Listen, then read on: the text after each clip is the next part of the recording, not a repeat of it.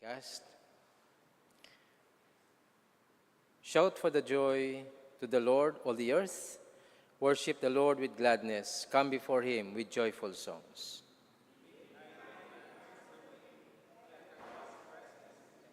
Know that the Lord is God. It is he who made us, and we are his. We are his people and the sheep of his pasture.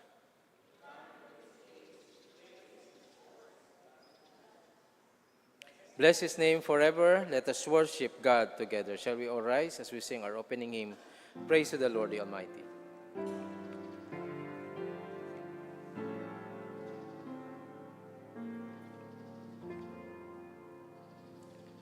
Praise to the Lord the Almighty, the King of creation. O my soul, praise him, for he is thy health and salvation. O ye who hear, now to his temple draw near. Join me in glad adoration.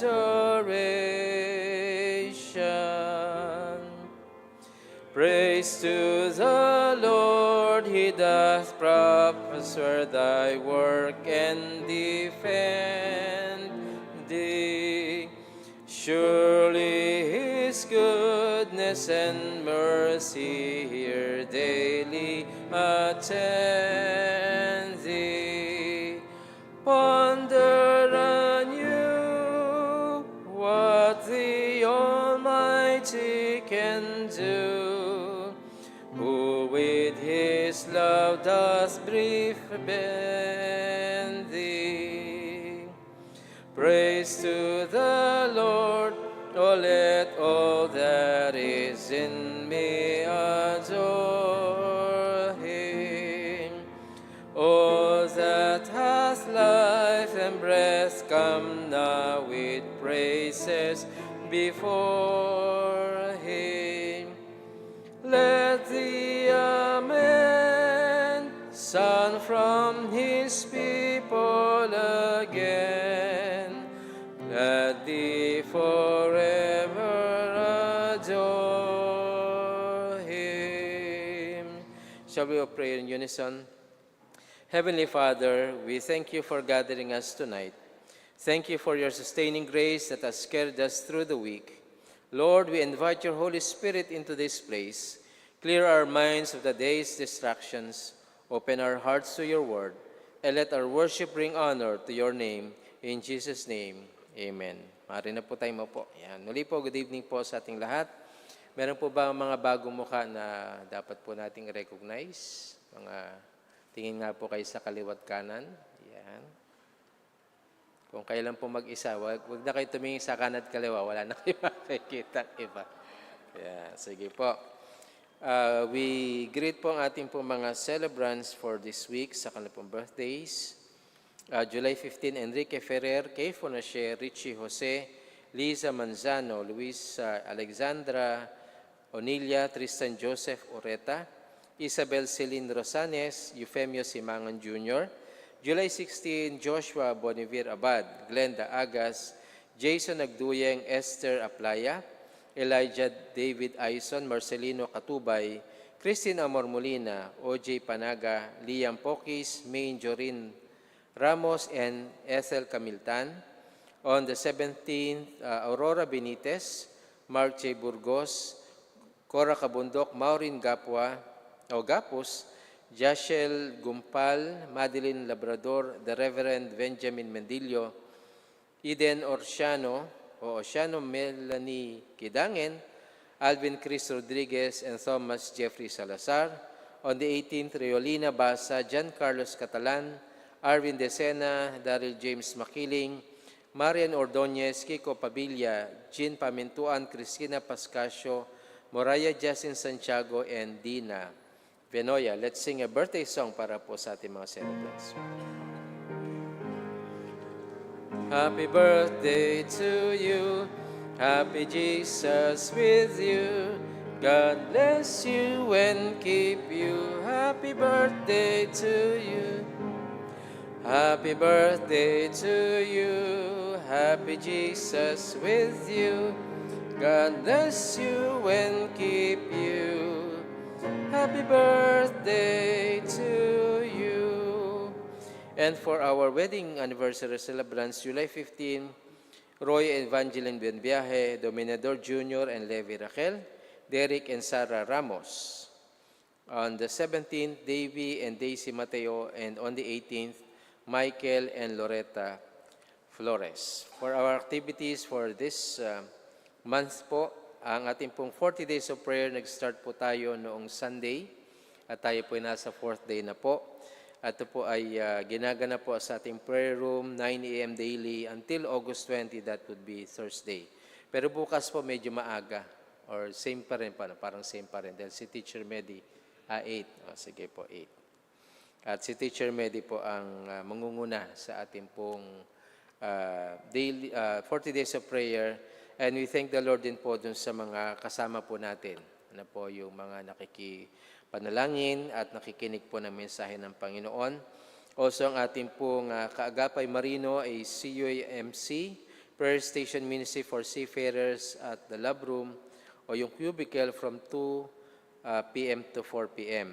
So, July 17, 24, and 31, every Friday po ito. This coming Saturday, the UMM Breakfast Project Fellowship at Love Room from 7 to 10 a.m. It coincides with the Pagsulong 3 Voluntaryong Paglilingkod headed by the Outreach Ministries at the Garcia Hall from 9 a.m. to 12 noon. July 19 and 26, 2 Sundays po, lecture on how to handle a care group at the Garcia Hall from 1:30 p.m. to 3 p.m. At gayon din po yung Christian Education Committee meeting at Hope Room after the English worship service. At meron din pong fellowship meeting ang mga senior citizen sa Faith Room at after din po ito ng ating pong English service. July 22 and 23, Wednesday and Thursday po ang First General Commission on United Methodist Men Connectional Conference at the Garcia Hall from 8 a.m. to 5 p.m. July 25, yun po yung last Saturday, ang ating pong Lay Servant Academy Session 2 ay magpaproceed po sa NACS UMC. So yung nag-attend po last Saturday ay kailangan pa rin po mag-attend sapagkat parang the tip of the iceberg pa lang po yung diniscuss last Saturday. It's about worship at yung ating pong Methodist heritage. At yung pong first batch po, yun po'y libre. So, ang duration po niya is hanggang March 2027, kung tama yung aking pong pagkakaalala. At yun po ay meron pong certificate na ibibigay po dun sa lahat po ng makakatapos. At as much as possible, hanggang 2 lang po yung absences po ninyo. Kasi po pag lumampas na sa 2, next year na po kayo, may bayad na. So, as much as possible po, i-grab po natin yung gantong opportunity sapagkat hindi po basta-basta lang yung mga magtuturo sa atin. Ano po, talagang mga mahuhusay at mga batikang mga manggagawa po. Malawak yung kanilang karanasan sa pagbabahagi po ng mga doktrina ng ating pong iglesia. And on the last Sunday po, our Recognition Sunday at all worship services. At meron pong gawain din ang Junior Youth Worship. Meron po silang sandwich making activity in celebration of National Nutrition Month at the Peresol from 9 a.m. to 12 noon during Children's Sunday School. At meron po silang invited na guest na magtuturo. At tuwan-tuwa yung mga bata. Excited sila noong Sunday na malaman kung sino. Sabi ng teacher, doon yun na lang makikita kung sino yun. Dahil surprise yung magtuturo. Kung paano gagawa po ng sandwich na talagang hindi lang siya basta masarap kundi masustansya pa sapagkat yun po yung ating focus, yung ating pong nutrition. And July 31, that would be the last Friday, ang ating Married Couples Fellowship Reception at the Garcia Hall. That would start from 5:30 p.m. Ganun din po, we thank the Lord dun sa ating pong pagsambahin po kanina at nakakamangha dahil After po nung first year celebration po nila, nadagdagan. Imagine siguro marami yung na-inspire dun sa mga naging karanasan po nila. Kaya nag-invite po sila ng mga katulad din po nila ng mga street people. So malaking bagay po yung ating pong ministry na ito ay ating pong pinagpapatuloy. Let us continue praying pa rin po kay kapatid na Mylene Pascua, Liniel Garibay, the Deaconess Elsa Garibay, Dr. Dominador Raquel, Dr. Bobby De Vera, Attorney Oscar Ferrer, Attorney Eli Reyes, Attorney Cari de la Cruz Grasa, Engineer Nelson Grasa, ang kapatid na George Paul Go, Raquel Escalante, Rachel Acosta, Jenny Guzman, si Brother Nick, si Chief Nick Raquel po. Pag-pray natin at maging ating mga kapatid po na kumukuha po ng mga board exams. Sana po yung anak ni Pastor Jojo para sa law ay ating pong sama din sa prayers at maging yung isa rin po sa nag-attend sa Vesper po si Patricia Escalante, anak po ni Raquel, ni Ate Raquel, at siya naman po ay para sa kanyang dentistry board exam at yung kanyang classmate po na si Janine.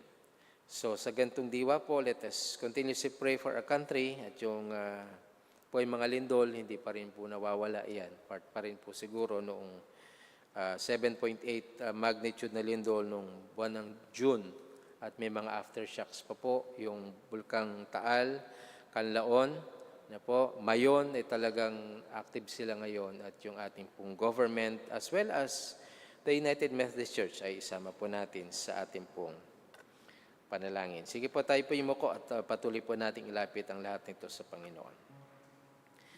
Muli, Panginoon, sa pagkakataon ito, muli po kaming humihingi ng iyong tulong, lalo na po sa iba't ibang mga concerns, mula po sa mga birthday celebrants, wedding anniversary celebrants, sa lahat ng mga activities and programs po ng church for the month of July. We also ask, Panginoon, for continuous healing sa mga kapatid po namin na nabanggit. Thank you po sapagkat in spite of all the challenges na amin pong pinagdadaanan, your faithfulness, your generosity remains. Thank you rin po sa mga kasama po namin sa live telecast ng amin pong gawain ng Central United Methodist Church, and particularly po sa amin pong midweek worship service. At tunay po, Panginoon, napakaganda.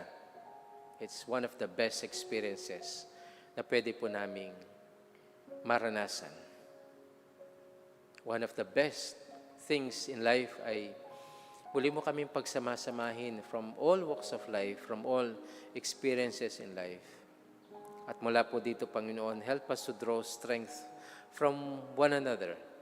Help us to draw strength from the message namin po marinig, the smiles na makikita po namin sa mukha ng aming po mga kapatiran. And I also do pray sa aming po mga kapatid sa live broadcast, anuman po yung kanilang mga concerns. We are one with them, praying for provision, sustenance, and most of all, your generosity and faithfulness ay maranasan din po nila. Thank you, God, sa gabi pong ito, sa pagkatalam po namin, you're with us. Sa pangalan po ng Panginoon sa Kristo. Amen. Ayan. At bahagi po ng ating pong pagpapatuloy ay ang pagbubulay po natin. At tayo po'y darako pa rin sa chapter 2 ng Book of Nehemiah. Mula po sa verses 1 to 9, babasahin ko po sa ating sariling wika. Sabi po sa Mabuting Balita Biblia, isang araw ng unang buwan, 20 taon ng paghahari ni Artaxerxes. Binigyan ko siya ng kanyang inuming alak. Noon lamang niya ako nakitang malungkot. Tinanong niya ako, bakit ka nalulungkot? Tingin ko sa iyo, wala ka namang sakit. Natakot ako kaya sinabi ko sa hari, naway ingatan kayo ng Diyos habang panahon. Nalulungkot po ako sapagkat ang lungsod na pinaglibingan ng aking mga ninuno ay wasak at ang mga pintuan niyon ay natupok ng apoy. Ano ngayon ang nais mo? Tanong ng hari. Nanalangin ako sa Diyos ng kalangitan at pagkatapos sinabi ko sa hari, kung pahintulutan po ninyo ako, kamahalan, nais kong umuwi sa Huda upang itayong muli ang lungsod na pinaglibingan sa aking mga ninuno. Sinabi sa akin ng hari na nooy katabi ng reyna, gaano ka katagal roon at kailan ka babalik? Nagtakda ako ng panahon at malugod naman akong pinahintulutan. Nakiusap ako sa hari na bigyan niya rin ako ng mga liham para sa mga gobernador ng lalawigan sa kanluran ng ilog Euphrates upang paraanin ako patungong Huda. Gumawa rin siya ng sulat para kay Asaph, ang tagapamahala ng kagubatan ng kaharian, upang bigyan ako ng mga trosong gagamitin sa pintuan ng muog ng templo, sa pader ng lungsod at sa bahay na aking titirhan. Ang lahat ng ito'y ginawa ng hari dahil sa kabutihan ng Diyos sa akin.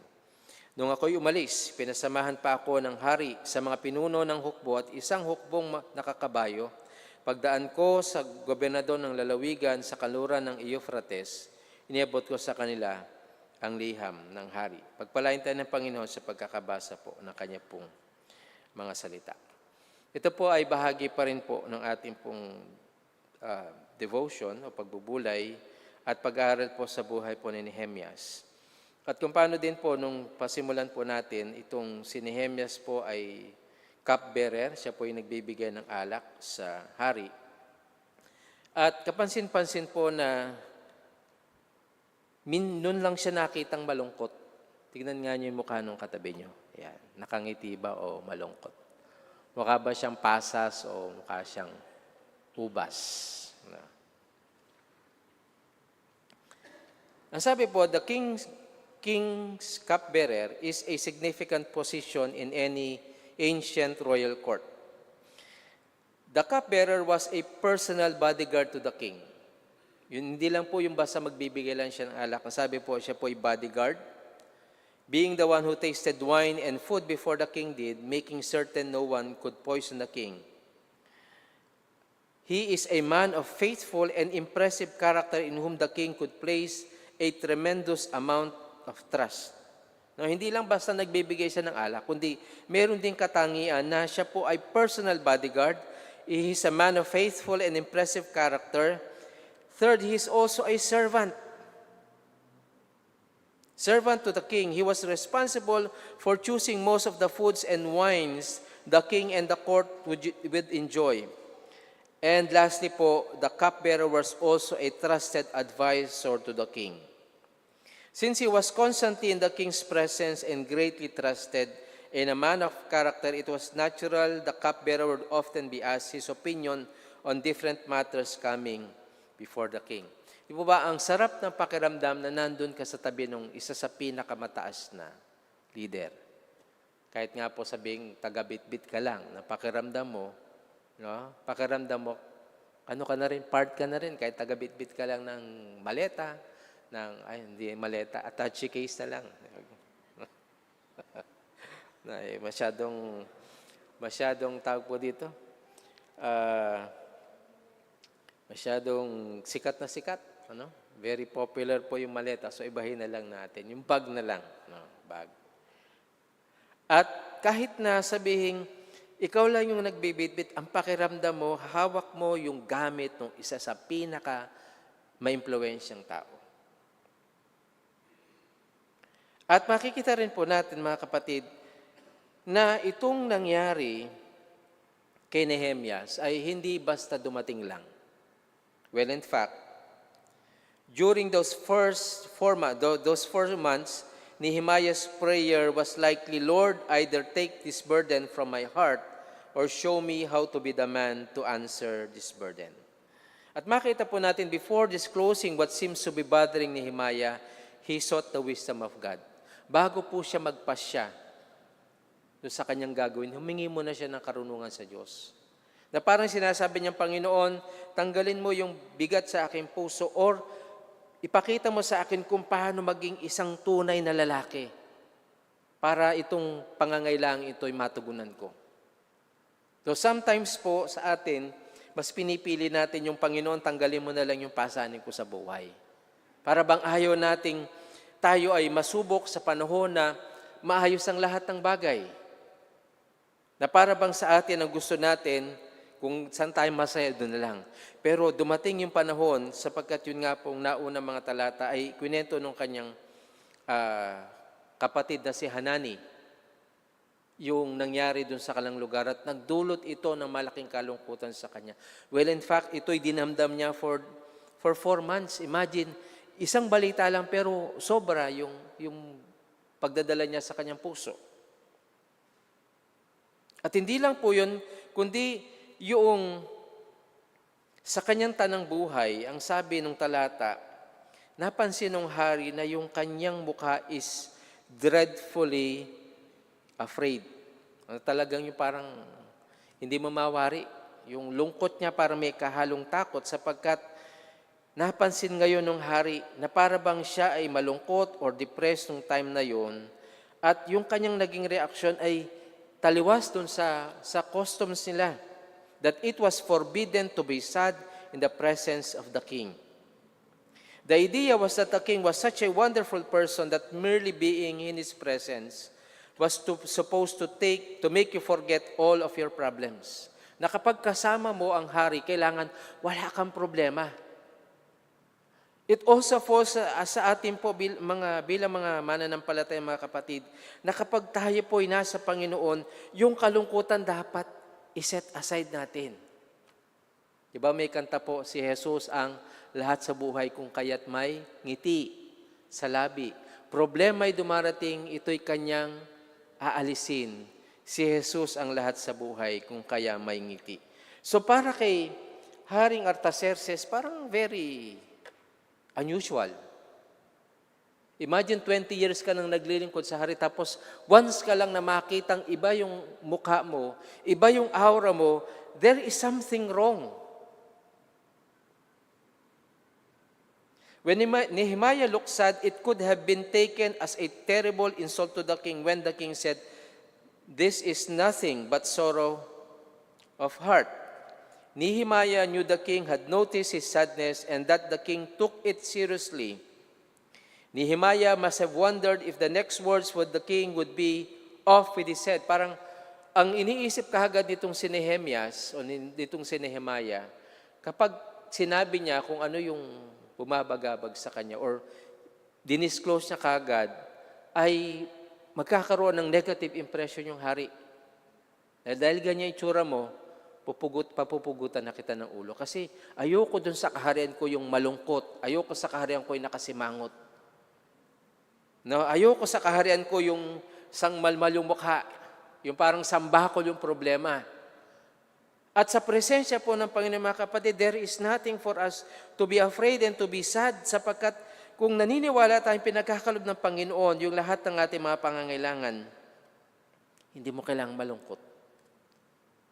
Sa marami na po natin mga karanasan, and I do believe, and it's my personal conviction, that all of us have experienced, we have tasted the faithfulness and goodness of God. Kaya sa maraming mga karanasan, yung po mga problema dapat secondary na lang po, o kaya tertiary na lang eh. Na kapag tayo po'y nasa harapan ng Panginoon, hindi dapat makita sa atin na mayroon tayong dinadalang mabigat na problema. Nehemiah was also afraid because he knew that he was going to the king for something very important. There was a lot riding on what was going to happen in response to this question. Nehemiah understood it was not his place to change the king's heart.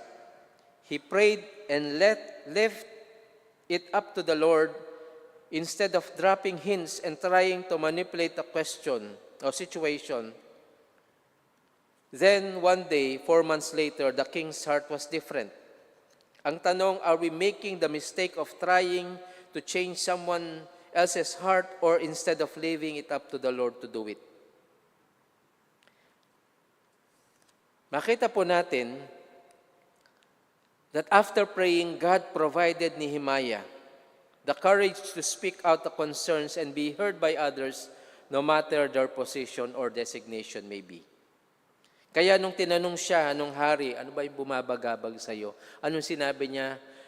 May the king live forever. Naway maghari ng matagal ang aking kamahalan. Sabi po doon sa talata, naway ingatan kayo ng Diyos habang panahon. At Nehemiah had probably said these words many times before because this was probably almost a motto among professional cupbearers. Since they tasted the wine and food before the king did, they naturally wished the king a good life. Motto nila yun. May the king live forever or may the queen live forever. Parang isang gesture yon na sila mismo, sila'y masaya doon sa kanilang ginagawang trabaho. And then, kwento na po niya yung nangyari sa kanila. Nehemiah's answer was not only wise, it was also honest. Often when we are visibly depressed or troubled, and when someone asks us about it, we simply reply, nothing's wrong or, oh, I'm all right. Parang sabi, di ba, may problema ka? Wala akong problema. Mukhang may problema. Magaganon tayo. Pero deep inside, ito pong si Nehemiah, he was not only wise in responding to the question of the king, but he was also honest. At those times, we aren't honest.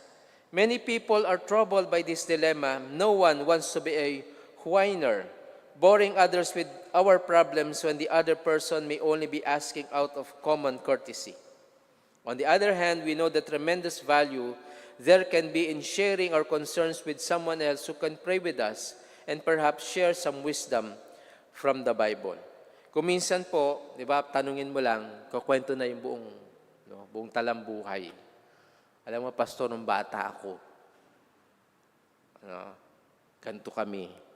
Nung nag-grade 1 ako, nung nag-graduate ako ng elementary, nung pumasok ako ng high school, nung nag-college ako, nung nagkatrabaho ako, nung nanligaw ako, nung nagkapamilya ako. O, yun lang naman ang tanong. Ano yung problema mo? At kuminsan, ang masakit din ay sa atin, kapag mayroong gustong mag-share, dinidisclose natin. Which is mali, di ba? One way to live in this kind of honesty is to seek out others whom we know and trust and share with them our struggles and needs. But if we don't know a person well enough to feel confident sharing our personal life, we can still ask them to pray for us in general. Parang sabihin mong, kapatid, pag-pray mo nga ako.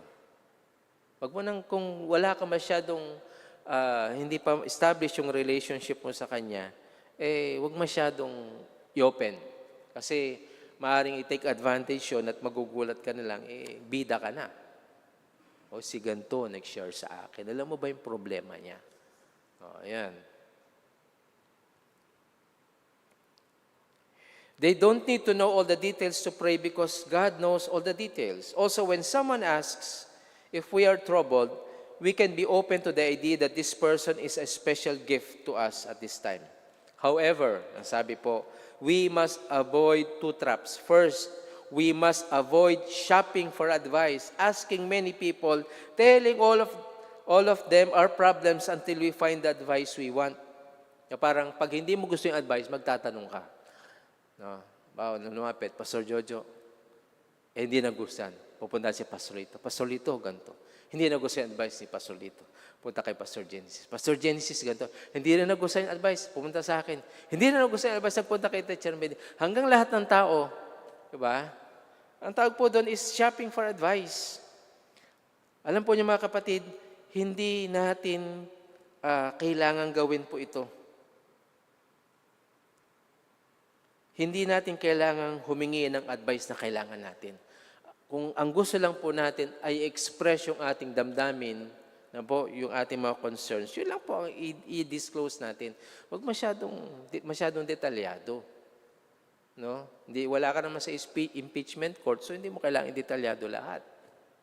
Second, we must be especially careful of talking to others in a way that puts the problem on other people who aren't there to give their side of the story.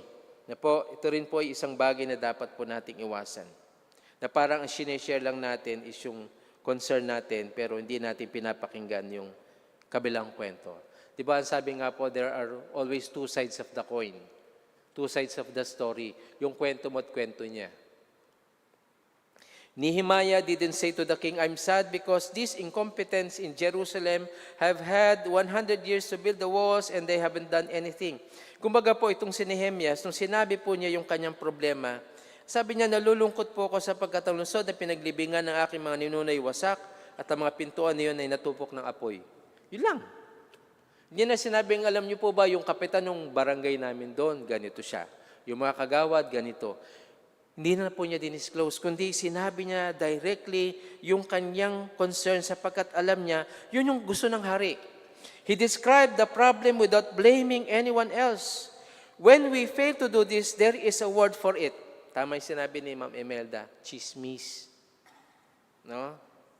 Kapag nandamay ka na ng ibang tao, inilalayo mo yung sarili mo at naninisi ka na ng iba, ang tawag po doon ay chismis. When we are the person whom others ask for prayer or whom others come for help, it is helpful to guard against the temptation to know every detail of the problem.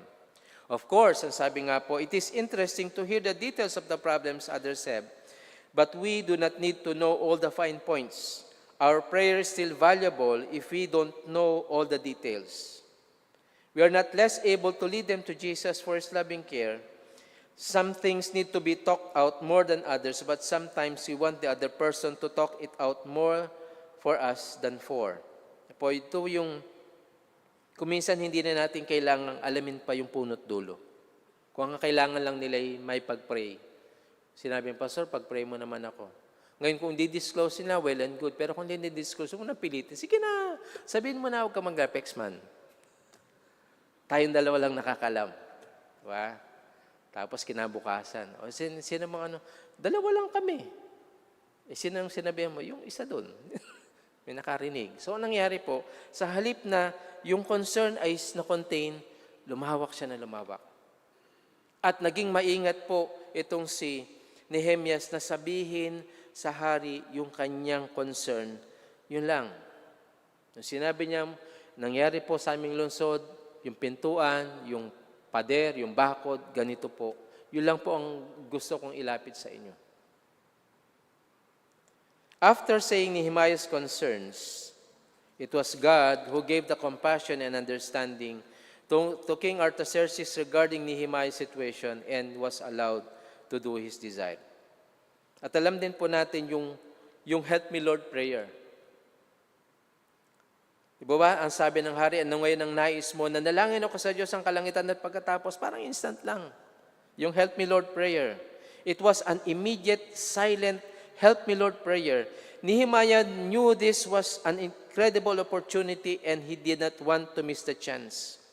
It is a wonderful to labor long in prayer, but prayer does not have to be long to be effective. This is especially true when the situation will not allow a long prayer. Minsan din natin kailangan manalangin ng pagkahaba-haba para lamang maging effective yung ating pong prayer. Maganda po na tayo po ay habang nananalangin, ay talagang nakikipagbuno tayo. Lalo na kung personal prayer po, okay lang yun. No, bunuin mo ng makipagbuno ka sa panalangin. At makita rin po natin yung naging response po ng hari. At ang nakakatuwa po, hindi pa siya nakakaalis. Ang sabi ng hari, katabi yung reyna, gaano ka katagal doon? At kailan ka babalik? No? Parang yung karaniwang kwento po ng mga OFWs, yung mga nasa, particular po sa Hong Kong. No? At karanasan po ng maraming mga kababayan po natin na hindi pa man sila nakakawi, tinatanong kagad, kailan ka babalik? No? Hindi pa nga nakakapag-impake, nagpaalam pa lang dun sa amo, boss, uwi mo na po. Okay lang ka babalik? No. May mga tao pong ganon. At kung bakit po ganon yung reaksyon ng hari sapagkat nagkaroon na ng malalim na koneksyon. At sa atin po bilang mga mananampalataya, dumarating po sa ating pong buhay na kailangan nating maghanap ng mga taong alam nating kahit maliit na panalangin lang, malaking bagay na para sa atin. May panahon din na kailangan nating bunuin ang ating mga concerns sa pamagitan ng talagang very tedious, very detailed na panalangin. Pero ang sabi nga po, hindi kailangan ng mahabang panalangin para maging effective siya. Ang kailangan po doon is yung tayo mismo sa ating sarili, is we know kung saan tayo nanggagaling at kung ano talaga yung ating concerns. And then lastly, makita rin po natin, bago tayo magdesisyon ng isang bagay na alam nating makakapekto sa pangkalahatan, manalangin muna tayo. Na siyang ginawa naman po nitong si Nehemias, na kahit nakita ng hari yung reaksyon ng kanyang muka, yung aura ng kanyang muka, for the first time in 20 years, doon lang siya nakita ng hari na malungkot. At dahil nga siya ay trusted advisor, siya ay bodyguard, servant, na po, marami siyang naging role doon sa buhay po ng hari at maging doon sa loob ng palasyo. Hindi nagdalawang salitang tanungin siya ng hari at alamin kung ano yung kanyang concern. Parang ngayon lang kita nakitang malungkot. Ano ba ang problema mo? There are times din po kailangan nating magpakatotoo at sabihin natin kung ano ba yung gumugulo sa atin. Hindi tayo palaging 100% okay. Ang sabi nga ng isang English adage, it is okay not to be okay. Okay lang yun na hindi ka okay. Sasabihin mong, ito ko eh. And Nehemiah did the right thing. Hindi niya tinago dun sa hari kung ano yung nagbumabagabag sa kanya. At sa pagkakataon din po ito mga kapatid, sa harapan ng Diyos na ating hari, hindi natin kailangang magbalat kayo, kailangang magpakatotoo tayo. Sabihin po natin ating mga concerns at siya po ay nakandang makinig at tumugon sang-ayon sa kanyang dakilang plano at kung yung anuman po yung kanyang time plan, sundin natin. Pakinggan po natin siya.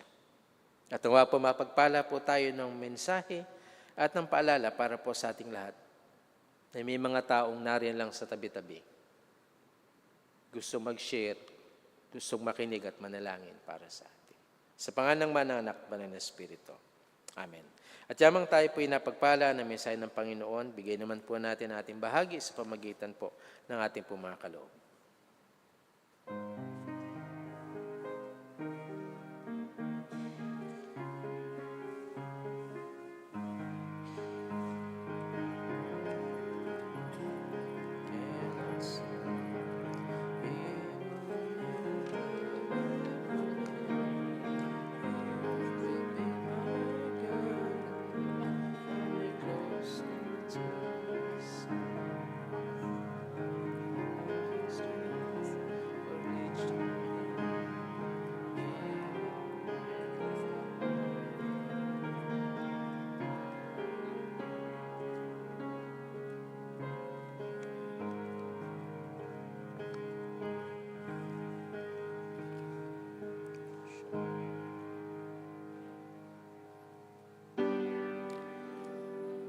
Praise God from whom all blessings flow. Praise Him, all creatures here below. Praise Him above, ye heavenly hosts. Praise Father, Son, and Holy Ghost. Amen. Heavenly Father, thank you for the blessings you have provided us as we navigate this week. We return a portion of what you have given us as an act of worship. Please bless these gifts and use them to further your work and bless others, both in our community and beyond. Let's sing our closing hymn, Jesus is all the world to me.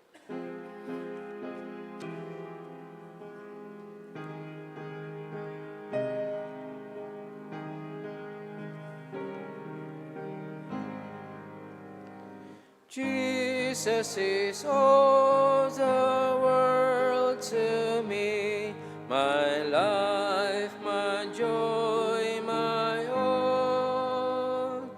He is my strength from day to day. Without Him I would fall.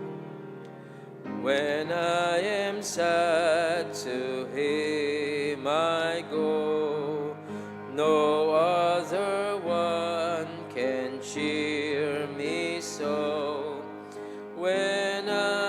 am sad, He makes me glad. He is my friend. Kababaihan.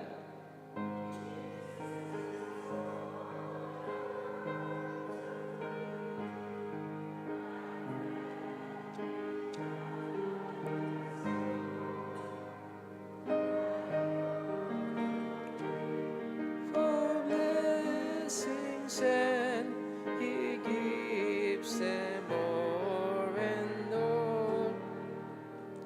He sends the sun. He sends the harvest, gold and grain, sunshine and rain, harvest of rain. His kalalakihan.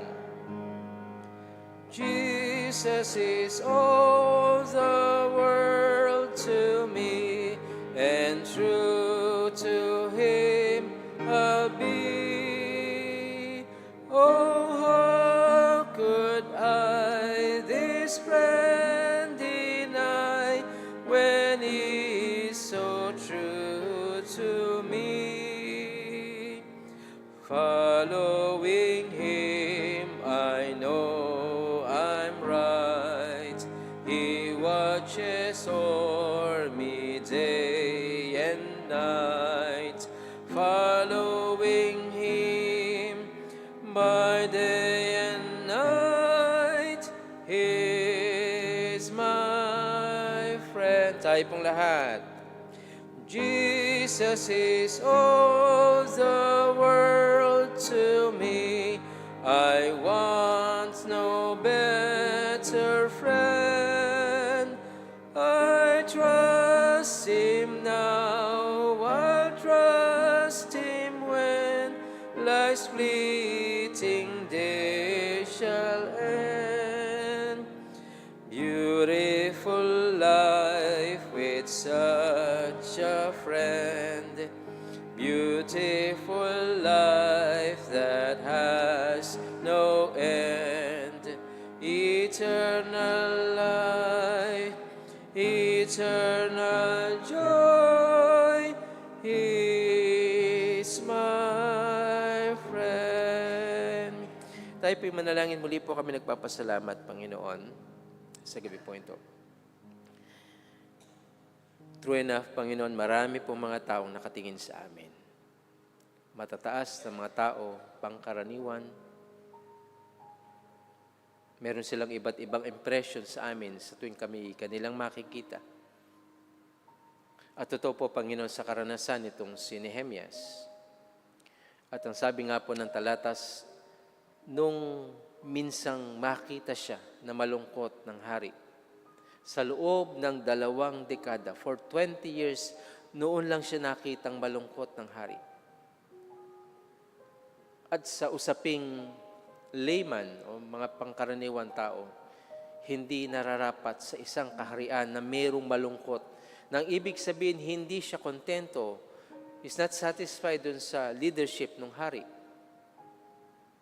And sometimes you look at each one of us, Panginoon, if we are happy, if we are sad, if we feel depressed, at marami po mga emotions ang aming pong pinagdadaanan.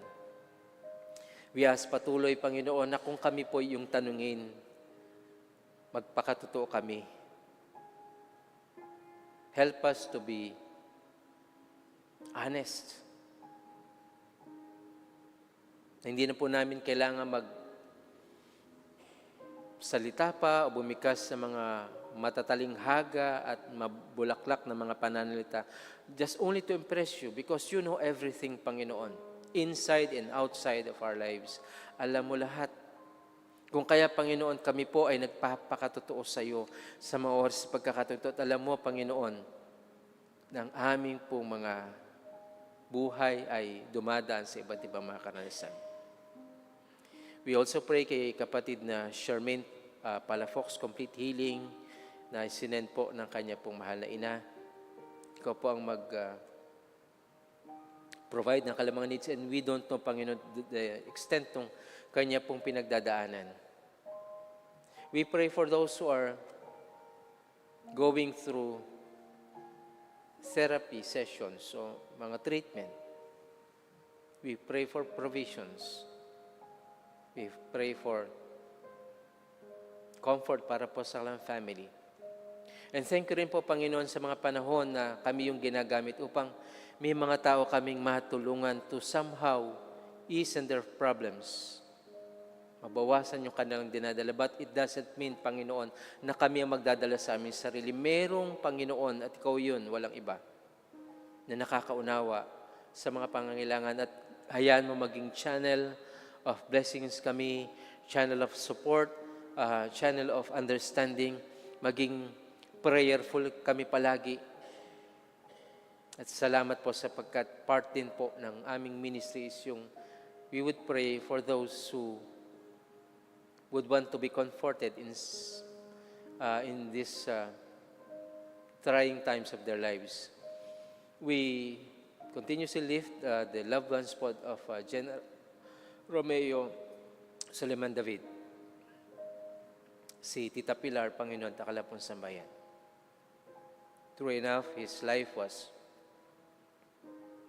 a blessing to the Central Church for many years, for many situations. Marami na siyang pinatunayan, Panginoon. That's why we thank you sa buhay po ni Brother Romy. We also thank you, Panginoon, sa mga celebrants po namin, whether it be their birthdays or wedding anniversaries. Yung marami po sa amin ang galing sa work, we pray that you would provide them for their sufficient needs daily. Kung paano din, Panginoon, sa pagkakataon ito, may we always find the favor that comes from you. Yung mapangiti ka namin, yung makuha namin ang iyong loob, napakalaking bagay na po yun. And Nehemiah was not even expecting yung response ng hari. Besides yung tanungin siya, kailan ka babalik, kung gaano ka katagal, he even gave yung mga materials na kailangan po ni Nehemiah para siya po ay makabalik sa kanilang lugar to reconstruct the walls of Jerusalem, the temple, everything po na nasira o sinira po because of the war. At yun din po ang karanasan namin. Hindi lang yung favor po ang nararanasan po namin galing sa iyo, kundi even those things na hindi namin hiningi, kung minsan ibinibigay mo because we have found favor before you. At yun po ang aming palaging desire. Mapangiti ka namin, Panginoon. Makuha po namin ang iyong loob. At patuloy ka naming mapaglingkuran. Besides those things, Panginoon, wala na po kaming ibang hangarin pa sapagkat alam po namin all of these things ay pagpapala na nanggagaling po sa iyo. As we part our ways, O God, ingatan mo po kami, lalo na po yung malayo po yung uwian.